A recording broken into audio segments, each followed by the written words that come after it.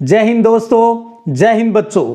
दूसरा लेसन विश्व की प्रमुख जनजातियों में आज की अपनी घोटा क्लास समर्पित है एस्किमो जनजाति पर। तो आज हम एस्किमो जनजाति पर घोटा क्लास है वो लगा रहे हैं अपने मिशन अब की बार 90 पार को पार करने के लिए।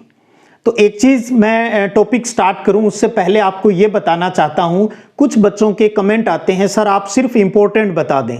मैं आप को कहना चाहता हूं आप 15 मार्च तक थोड़ा सा इंतजार कीजिएगा, तब तक हम ज़्यादा से ज़्यादा याद कैसे रख सकते हैं उस पर काम कर लेते हैं। उसके बाद हम और इम्पोर्टेंट क्वेश्चन इन्हीं में से निकाल लेंगे। तो हौसला रखिएगा, सिर्फ इम्पोर्टेंट नहीं, हम हर टॉपिक को अच्छे से कवर कर सकते हैं, इस पर भी आपको काम करना है।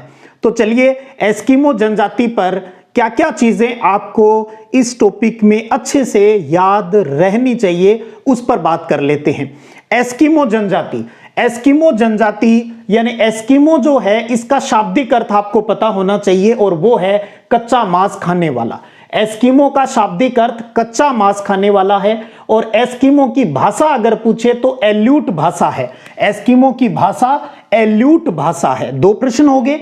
तीसरे पर बात करें, एस्किमो की संपत्ति व सामाजिक स्तर का मापदंड क्या है, यानी किस चीज से पता चलता है भी फला व्यक्ति जो एस्किमो व्यक्ति है वो दूसरों से ज्यादा अमीर है या उस समुदाय में उसका नाम बड़ा है, तो उसको हम कह रहे हैं संपत्ति व सामाजिक स्तर का मापदंड। एस्किमो में संपत्ति और सामाजिक स्तर का मापदंड निर्धारित होता है रेंडियर से, जिसको कैरिबो बोलते हैं, रेंडियर। तो रेंडियर जिसके पास ज्यादा है वो अमीर माना जाता है। तो शाब्दिक अर्थ कच्चा मांस खाने वाला, भाषा एल्यूट, संपत्ति और सामाजिक स्तर का मापदंड है वो रेंडियर है, कैरिबो है। उसके बाद और एक प्यारा प्रश्न कि एस्किमो किस प्रजाति से संबंधित है, यानी एस्किमो लोग हैं वो किस प्रजाति के वंशज है, तो याद रखिएगा मंगोल। बहुत इंपॉर्टेंट प्रश्न है। एस्किमो का संबंध किस प्रजाति से है, तो वो है मंगोल प्रजाति है, मंगोल प्रजाति है। उसके बाद बात करें एस्किमो लोगों की शारीरिक विशेषताएं, उनकी फिजिकल जो फीचर है उनको समझ लेते हैं। तो 3-4 आपको विशेषताएं अवश्य याद होनी चाहिए।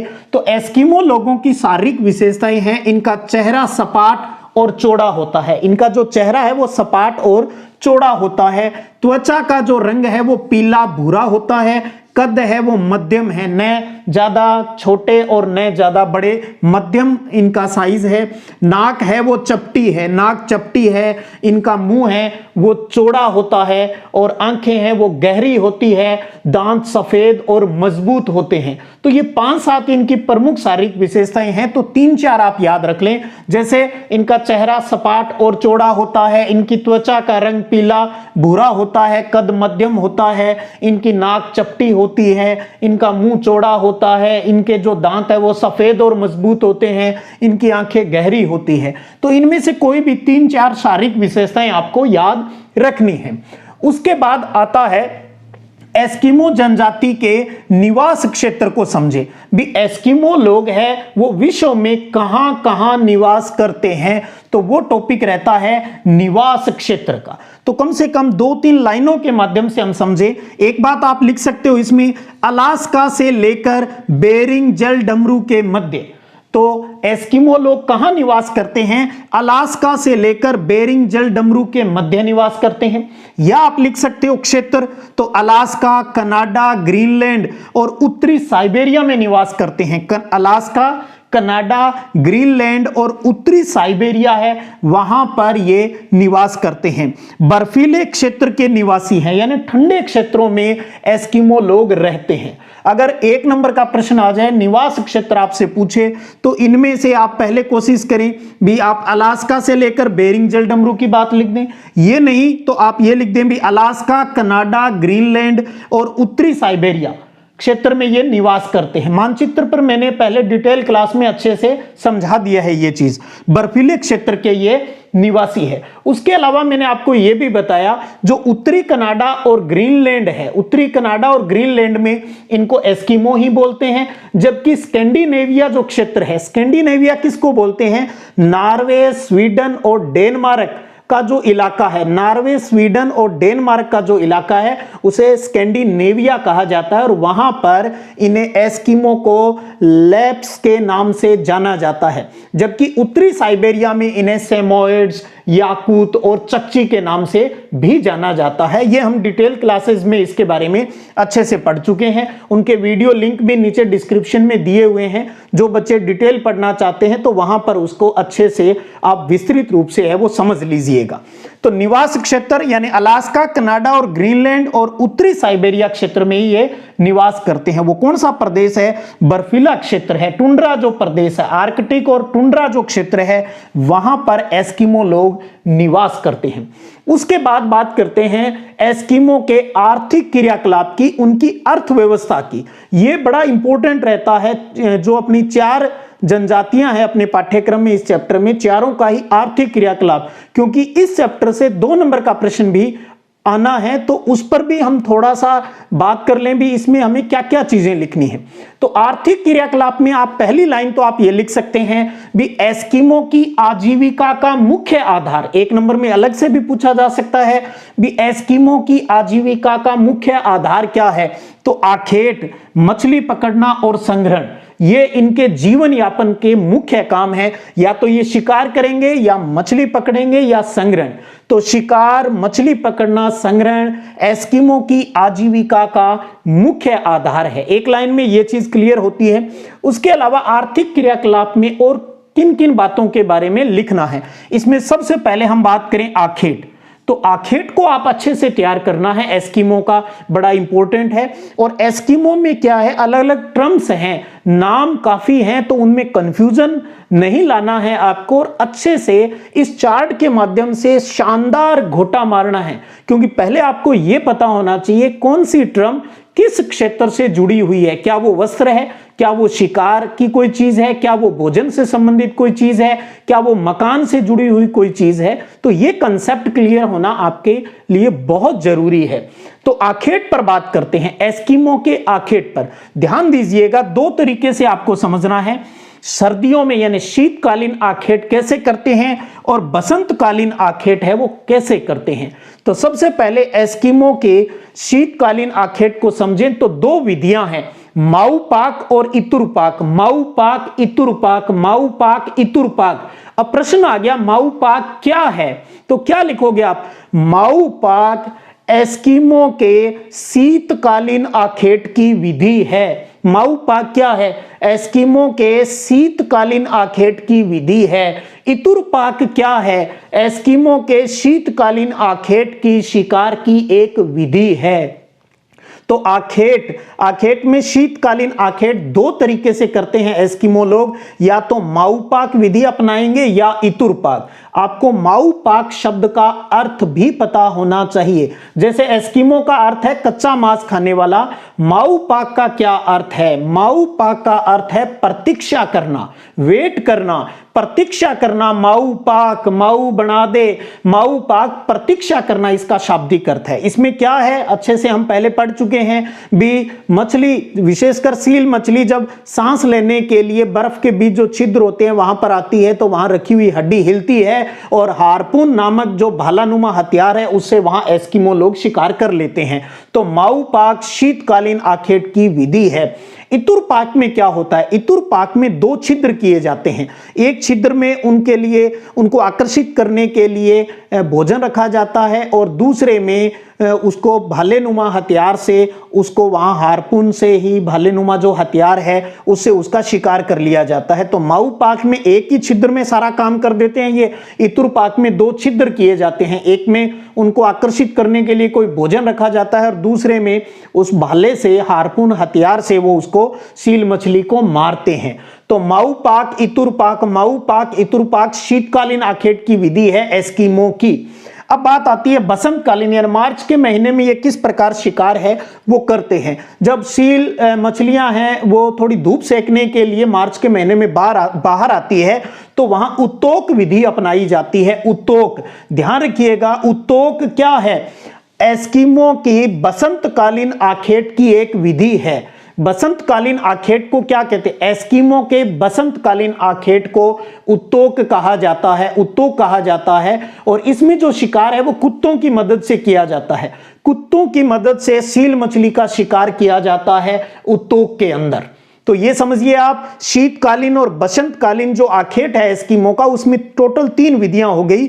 2 विधियां हैं वो शीतकालीन की है, माऊपाक इतुरपाक, माऊपाक इतुरपाक। बसंतकालीन है वो उत्तोक है, उत्तोक है। तो ये बातें आपको मेन टर्म, क्योंकि हम घोटा क्लास रिवाइज क्लास कर रहे हैं, तो आज हमें वो चीजें पता होनी चाहिए भी इनका सामान्य अर्थ क्या है। बाकी डिटेल हम पढ़ चुके हैं, लिखना बहुत आसान होगा, कोई दिक्कत नहीं है आपको।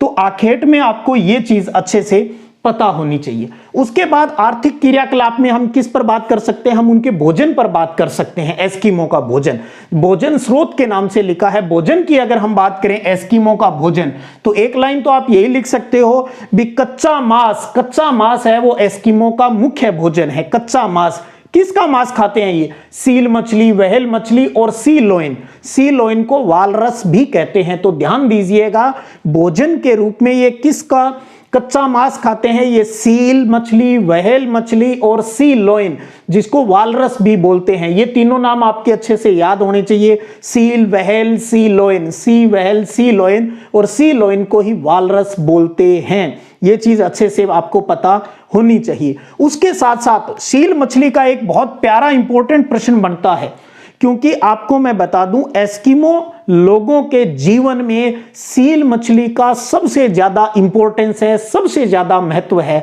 तो ये 2 नंबर का प्रश्न भी इतना सा पूछा जा सकता है कि सील मछली के कोई 4 उपयोग बताइए, 4 उसकी इंपॉर्टेंस बताइए। तो ध्यान दीजिए, पहला, खाने के लिए मांस मिलता है। सील मछली है वो खाने के लिए मांस, एक उपयोग हो गया। दूसरा हो गया कपड़ा बनाने के लिए खाल मिलती है, जो कपड़ा बनाते हैं तो उसमें भी इसकी खाल को काम में लिया जाता है। तीसरा है तंबू बनाने के लिए भी खाल प्राप्त होती है, तो खाल से तंबू भी बनाते हैं। चौथा है ईंधन के लिए चर्बी मिलती है। ईंधन किसे कहते हैं? वो चीज जिससे ऊर्जा मिलती है। तो यानी सील मछली की जो चर्बी है, जो मांस है, उसको जलाया जाता है तो उससे एनर्जी है वो मिलती है। और सील मछली की जो चर्बी है वो अन्य जीवों की चर्बी की तुलना में जल्दी जलती है और अधिक देर तक भी जलती है। तो ध्यान रखिएगा, एस्किमो लोगों में सील मछली का बहुत अधिक इंपॉर्टेंस है। खाने के लिए मांस, कपड़े बनाने के लिए खाल, तंबू बनाने के लिए खाल और ईंधन के लिए चर्बी है वो सील मछली से प्राप्त होती है। तो सबसे ज्यादा जो ये फायदा लेते हैं वो सील मछली का लेते हैं। यहां भी जब हम शिकार की बात करते हैं तो बार बार हम यही करते हैं भी सील मछली को हार्पून से शिकार कर लेते हैं। सांस लेने के लिए एक छिद्र में आती है तो माऊपाक है, 2 छिद्र से उल्लू बनाते हैं उसको तो इतुरपाक है। गर्मियों में धूप, जब बसंत में मार्च के महीने में धूप सेकने के लिए बाहर आती है वो, तो उत्तोक से और कुत्तों की मदद से उसको पकड़वा लेते हैं, फिर उसको तल लेते हैं अपने अच्छे से वो और खा लेते हैं। तो यानी आखेट कैसे किया और उसके बाद में किसको खाने में इस्तेमाल किया उसकी बात आ गई। ये चीजें भी आर्थिक क्रियाकलापों में। उसके अलावा आर्थिक क्रियाकलापों में हम किसकी बात करेंगे? वस्त्रों की, कपड़ों की बात कर लेते हैं भी। एस्किमो लोगों के जो वस्त्र हैं वो कैसे हैं? ध्यान दीजिए, इसमें आपको 4 नाम याद रखने हैं। एक तो तिमियाक, एक अनोहक। अब प्रश्न आ गया क्या तिमियाक क्या है? तो ध्यान दीजिएगा, एस्किमो लोगों का वस्त्र है, क्योंकि महिला और पुरुष एक जैसे कपड़े ही पहनते हैं, अपनी तरह कोई अलग अलग नहीं है इनका। एस्किमो में महिला और पुरुष है वो दोनों एक ही प्रकार के कपड़े पहनते हैं। और ज्यादातर ये कैरिबो जो इनकी संपत्ति और सामाजिक स्तर का मापदंड है, रेंडियर जिसको हम कहते हैं, तो कैरिबो की खाल से जो बने जो कपड़े होते हैं उनका ये ज्यादा इस्तेमाल करते हैं। क्यों? क्योंकि ये सील मछली की अपेक्षा अधिक गर्म और हल्के होते हैं। तो कैरिबो की खाल को ये ज्यादा कपड़े के रूप में इस्तेमाल करते हैं। क्यों कर? हालांकि सील का इस्तेमाल भी करते हैं कपड़ा बनाने के लिए, लेकिन ज्यादा किसका इस्तेमाल करते हैं? कैरिबो की खाल का। क्यों करते हैं? क्योंकि सील मछली की खाल की अपेक्षा कैरिबो की जो खाल है वो अधिक गर्म होती है और हल्की होती है। तो क्योंकि ठंडे इलाकों में रहते हैं तो इन्हें ज्यादा गर्मी चाहिए, तो इसलिए ये सील मछली की तुलना में कैरिबो की जो खाल है उसको कपड़े के रूप में ज्यादा इस्तेमाल करते हैं। तो ध्यान दीजिए, तिमियाक और अनोहाक है, ये दोनों ही एस्किमो लोगों के वस्त्र हैं। अब आप इसमें यह समझ लीजिएगा भी तिमियाक, तिमियाक क्या है? एक बाहनुमा बाहदार जो वस्त्र है, या आप सीधा समझे तिमियाक है। अपनी भाषा में अगर हम समझे तो एस्किमो लोगों का जो कुर्ता है वो तिमियाक है, और इस कुर्ते के ऊपर जो वो कोट पहनते हैं, जो ब्लेजर पहनते हैं, उसका नाम अनोहाक है। समझने के लिए भी इनका कुर्ता है वो तिमियाक है, और ऊपर जो कोट पहनते हैं सर्दी से बचने के लिए वो अनोहाक है। ठीक है, और सामान्य हम यही कहेंगे भी तिमियाक क्या है? कैरिबो की खाल से बना वस्त्र है, एस्किमो का वस्त्र है, कैरिबो की खाल से बना एस्किमो का वस्त्र है। चाहे तिमियाक पूछ ले चाहे अनोहाक पूछ ले, दोनों ही एस्किमो के वस्त्र हैं, दोनों ही तिमियाक और अनोहाक इनके वस्त्र हैं। उसके बाद इन दो नाम हैं अलग अलग नाम से, एक तो है कार्मिक और उस कार्मिक का एक नाम और है मुकलुक्स। मुकलुक्स और कार्मिक एक ही नाम है, कार्मिक मुकलुक्स, कार्मिक मुकलुक्स। ये क्या है? ये एस्किमो के जूते हैं, एस्किमो के जूते हैं। बहुत अच्छा प्रश्न है ये भी, एस्किमो के जूते हैं। प्रश्न आ गया कि एस्किमो में कार्मिक क्या है, या सिर्फ पूछ लिया कार्मिक क्या है, तो आपको क्या लिखना है? एस्किमो के जूते हैं, एस्किमो के क्या है? जूते हैं। और आपको बता दूं ये कार्मिक या मुकुलस जो उनके जूते हैं एस्किमो के, ये किसके बने होते हैं? सील की खाल से बने होते हैं। सील मछली है उसकी खाल से जूते बने होते हैं। तिमियाक और अनोहाक ज्यादातर कैरिबो की खाल से बने वस्त्र हैं, जबकि कार्मिक या मुकुलुक्स है वो सील मछली की खाल से बने हुए जूते हैं। तो ध्यान रखिएगा, कार्मिक या मुकुलुक्स हैं वो एस्किमो के जूते हैं, तिमियाक और अनोहाक हैं वो उनके एस्किमो के वस्त्र हैं। तो ये वस्त्र संबंधी कुछ बात है वो आ गई। उसके बाद हम बात करें भी एस्किमो लोग जो शिकार करते हैं उसमें वो किन यंत्र और उपकरणों का इस्तेमाल करते हैं, किन यंत्र और उपकरणों का? तो वहां पर भी नाम है आपके, आपसे पूछ ले कयाक, कयाक क्या है? तो ध्यान दीजिए एस्किमो की नाव है। कयाक क्या है? एस्किमो की नाव है जो चमड़े से बनी होती है, एस्किमो की नाव है, कयाक नाव है। इसी प्रकार उमियाक क्या है? उमियाक भी नाव है, बड़ी नाव है जो वो जो व्हेल मछली होती है उसका शिकार करने के दौरान ये काम में लेते हैं। तो उमियाक बड़ी नाव है जिसका इस्तेमाल ये व्हेल मछली की शिकार करने में करते हैं। तो कयाक भी नाव है एस्किमो की, उमियाक भी एस्किमो की नाव है। उसके बाद आता है हार्पून। बार बार बोल रहा हूं, हार्पून क्या है? एस्किमो का भालानुमा हथियार है, जो अपना भाला होता है उसी तरीके का है, लेकिन उसका नाम एस्किमो का जो भाला है उसका नाम हार्पून है। तो हार्पून क्या है? एस्किमो का भालानुमा हथियार है। बहुत अच्छा प्रश्न है ये भी। उसके बाद है स्लेज, ये भी प्यारा प्रश्न रहता है। इसमें जो बातें यहां लिखी है वो बहुत इंपॉर्टेंट है और हर साल इनमें से कोई न कोई आता रहता है प्रश्न, और लगभग सारे किसी न किसी बोर्ड परीक्षा में पूछे भी जा चुके हैं ये प्रश्न। स्लेज क्या है? बहुत प्यारा प्रश्न है। स्लेज क्या है?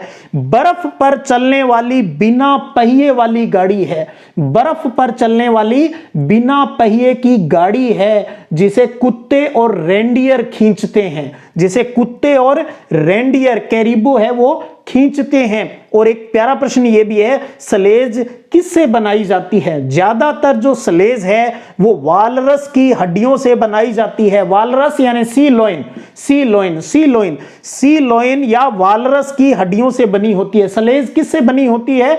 वालरस की हड्डियों से बनी होती है। तो ये इनके यंत्र और उपकरण हैं। उसके बाद बात करें इनके निवास गृह पर, इनके जहां पर ये रहते हैं उस घर की बात हम कर लेते हैं। और उसमें आपको दो चीज आपको आनी चाहिए। एक आना चाहिए इग्लू। इग्लू क्या है? इग्लू क्या है? बर्फ का मकान है इग्लू। एस्किमो द्वारा बनाए गए बर्फ का जो मकान है वो इग्लू कहलाता है। इग्लू क्या है? एस्किमो का बर्फ से बना हुआ मकान इग्लू कहलाता है। उसके बाद एक शब्द और आता है कर्मक। कर्मक, कर्मक क्या है? व्हेल की हड्डियों से बने मकान को, एस्किमो के जो बने हुए मकान है लेकिन व्हेल मछली की हड्डियों से बने मकान को, तो व्हेल मछली की हड्डियों से बने एस्किमो के मकान को कर्मक कहते हैं। एक चीज ध्यान रख लेना, यहां कंफ्यूज मत हो जाना। एक शब्द कार्मिक आया है और एक यहां पर कर्मक है। कार्मिक है वो एस्किमो का जूता है जो सील मछली की खाल से बना है, जबकि कर्मक है वो व्हेल मछली की हड्डियों से बना हुआ मकान है। कर्मक मकान है, मकारा है मकान, ठीक है। और कार्मिक है वो जूते। कार्मिक यानी ऐसे समझ लो, कार्मिक जो काम करता है, मजदूर है तो जूते पहन के जाना भाई। तो कार्मिक है वो जूता है और कर्मक है वो व्हेल मछली की हड्डियों से बना हुआ एस्किमो का मकान है। तो इग्लू मकान है लेकिन इग्लू बर्फ का बना होता है। कर्मक है वो व्हेल मछली की हड्डियों से बना हुआ मकान है। तो ये दो चीज आपके यहां इनके निवास गृह से संबंधित जो तथ्य लिखने हो उसमें आपको ये आनी चाहिए। तो अब आप ये समझे होंगे भी आर्थिक क्रियाकलाप में बहुत से नाम आ रहे हैं। 2-4 बार आप इसको बार बार रिवाइज करेंगे, घोटा लगेगा तो ये 100% याद होंगे। यूं तो है नहीं भी आज क्लास सुन ली और उसके बाद फिर बोर्ड परीक्षा तक कभी सुनी नहीं, तो ऐसा नहीं करना है आपको। आपको इसको दे दे गेड़ा, पंजाबी फिल्म का एक गाना है क्या, दे दे गेड़ा। जब भी आपको लगे भी मैं कुछ भूल रहा हूं फिर आप सुन ले, जब भी आपको लगे भूल रहा हूं फिर सुन ले, दे दे गेड़ा।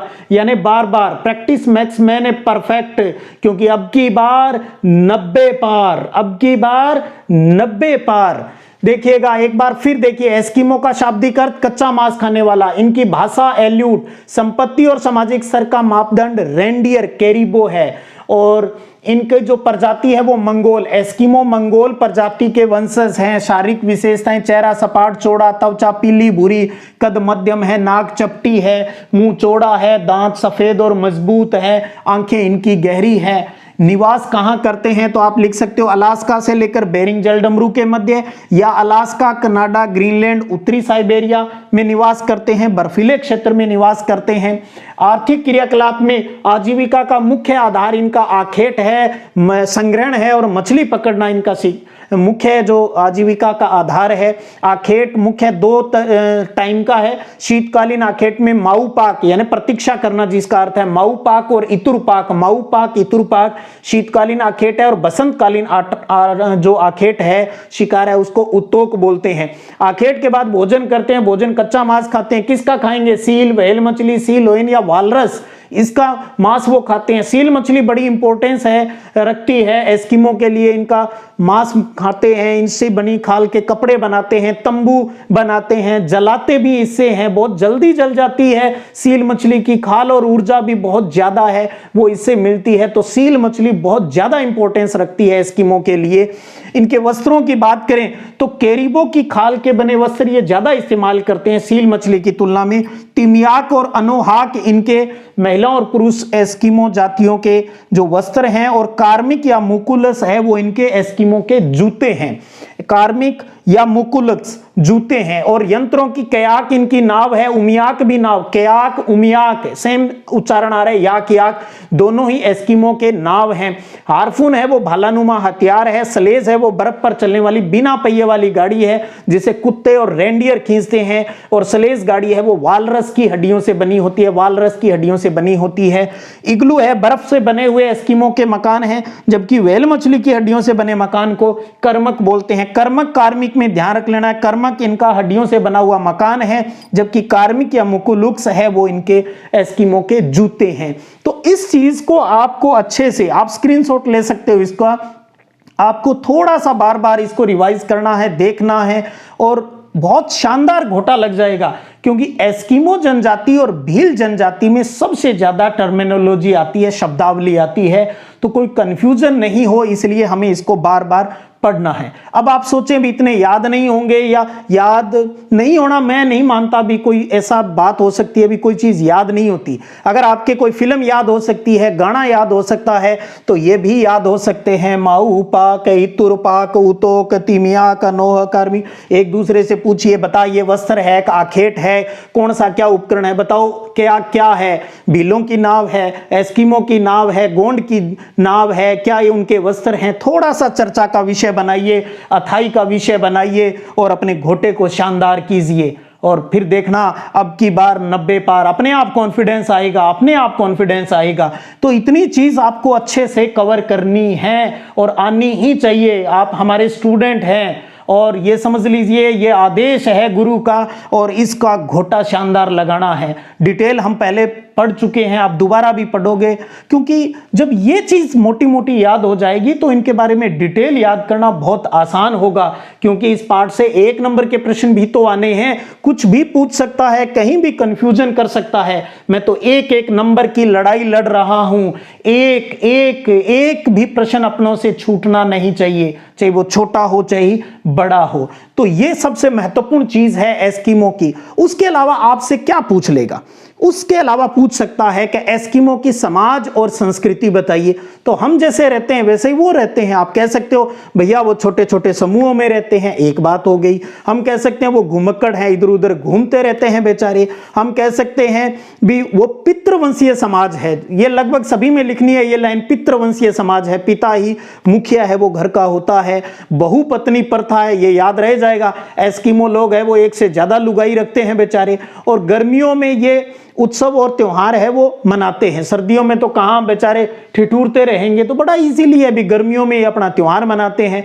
और सबसे बड़ी बात, जादू टोनों में विश्वास करते हैं। क्या करें बेचारे, घुमक्कड़ जीवन जीते हैं, एजुकेटेड है नहीं, तो जादू टोना तो जो पढ़े लिखे नहीं है वो मानते ही हैं, तो इसमें कहां सोचने की जरूरत है। तो लाइन टेक देना, ये भी जादू टोनों में विश्वास करते हैं। जब सामाजिकता की बात आती है, एल्यूट भाषा ये बोलते हैं। और एक और बहुत प्यारी लाइन इसके अंतर्गत है भी, सर्दियों में जब भोजन की कमी आ जाती है, जब सील वहेल उनको खाने के लिए नहीं मिल पाती है, तो जो बूढ़े लोग हैं, जो अशक्त है, जो किसी दूसरे पर डिपेंड है, जो बीमार लोग हैं, वो सुसाइड कर लेते हैं, क्योंकि वो अपने परिवार के ऊपर बोझ है, वो नहीं बनना चाहते। तो किस जनजाति में शीत ऋतु में भोजन की कमी होने पर बूढ़े और अशक्त व्यक्ति है वो आत्महत्या कर लेते हैं? तो वो कौन सी है? एस्किमो जनजाति है। सर्दियों में ही क्यों? क्योंकि भोजन की समस्या इनको सर्दियों में ही आती है, तो वो अपने परिवार के लिए दुख का कारण नहीं बन सकते, इसलिए वो सुसाइड वाली बात यहां पर है, वो कर लेते हैं। एस्किमो है, पढ़े लिखे नहीं हैं। अब आज के लोग समझदार हैं, उनके पास अलग अलग सोर्सेस हैं, ऐसी नौबत नहीं आती उनके दिमाग में ये भी हम ये कोई गलत कदम है वो उठाएं।